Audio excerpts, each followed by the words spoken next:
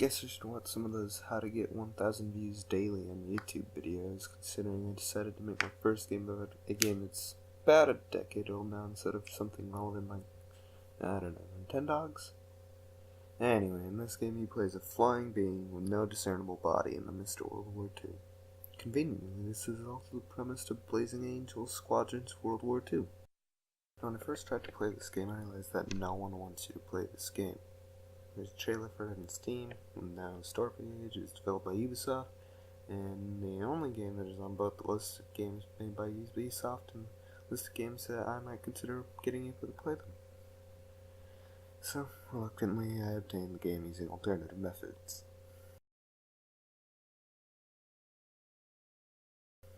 When I first loaded up the game, my nostalgia was filling.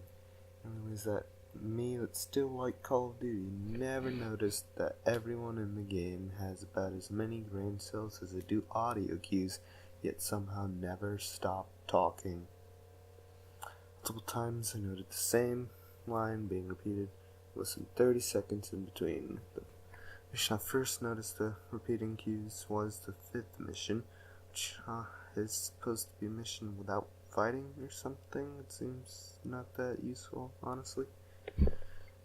You're supposed to go around taking pictures of enemy bases which you attack in the next mission, but it's 3 things that doesn't explicitly tell you. How to take pictures. You can track the bases using 2 lines being in the corner, the left being distance and the right one being direction you're supposed to be going. In land, you do explode. I'm not sure why you would want to land. Maybe the stress of pointing in a direction and holding down a button will give you PTSD of No Man's Sky. Wait, what? This game is a multiplayer mode. I mean, it's unlikely you'll run into anyone still playing, so you definitely shouldn't go in looking for a multiplayer experience. So, you have to listen to the other enemy and friendly pilot's audio cues, which are the same no matter if you're fighting plane, tank, or boat. As much as I would love to believe that pilots sass each other out mid-dogfight, I find it highly unlikely that all pilots are talking the same frequency, and it's also unlikely that they all spoke English when English is a flawed language, that they all could communicate better with a better language like Tokibana, Klingon, or smoke signals. Wait, smoke signals wouldn't work, they wouldn't have any firewood. Perhaps I could use them as a signal stating, "Oh God, please help, my plane is on fire." Now, the character doesn't talk, and some of the dialogue feels like it's missing something, which, to be fair, could just be only what I was able to recover from my hard drive after the Nice Men with Guns came and wiped the whole thing, and it can only recover this game, specifically 2 terabytes of anime and 28 terabytes of hentai. A mission which starts out with you trying to be stealthy, which in this case just means follow the leader around the islands. One of the characters is just missing, Joe specifically, but I'm not going to provide any backstory on him, considering that appears to be the game's way of going about it. Don't explain why he's missing, but one of the other characters, Frank, here after referring to as Mr. Shooty McShootface, says, "Man, Joe's gonna be pissed that he missed it." Well, gee, Mr. Shooty McShootyface, I guess he is. Maybe we should have invited him on this mission so he wouldn't hide in the school library for half an hour after everyone left, so that no faculty will notice that all his friends left without him.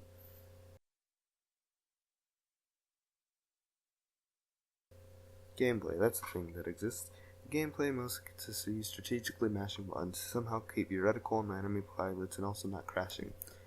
Your plane seems to have an unhealthy attraction to any ground that isn't a landing strip, and that causes it to violently explode with emotions whenever it comes within the general vicinity of the ground. When you're shooting, the game decides to try to turn up the brightness to try to blind you to simulate what it feels like to get shot in the eyes with a 30mm bullet. In the game, you're a captain of a squadron of American World War II pilots. Your squadron, when at max capacity, consists of Mr. Shooty McShootface, Mr. I don't care if I get shot, I have a death wish, so I'll take the bullets for you, also known as the guy. And last and least interesting, Joe, who is fucking annoying. You can tell your squadron to stick in formation, and they'll just the formation even when you turn upside down. You can also tell them to just do their fucking job and either shoot down enemy planes, the one you'll be using most of the time, and protect you. Only really used when your ass is being filled with bullets, because if I found out where you lived and that you pirated a 10-year-old game with no discoverable store page. Each member of your squadron has a special ability in order of most usefulness they are.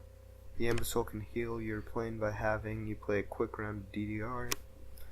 The guy can somehow convince enemies to shoot at him and not you. Mr. Shooty McShootface has the best ability of all, killing an enemy. When you die in a mission before the first checkpoint, the only option you're faced with is to leave the game like Joe would, or man up and try again from the beginning of the mission.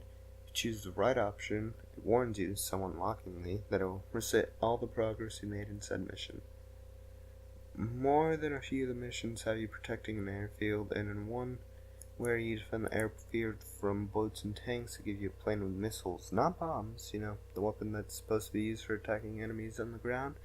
And later, you have to land your plane and swap it out with the torpedoes, except hold up, you thought the game would tell you how to change planes before 5 seconds before you have to, and you took too long. Now everyone but Joe is dead. The FBI is about to burst through the door, and your Nintendo has cancer and is on fire.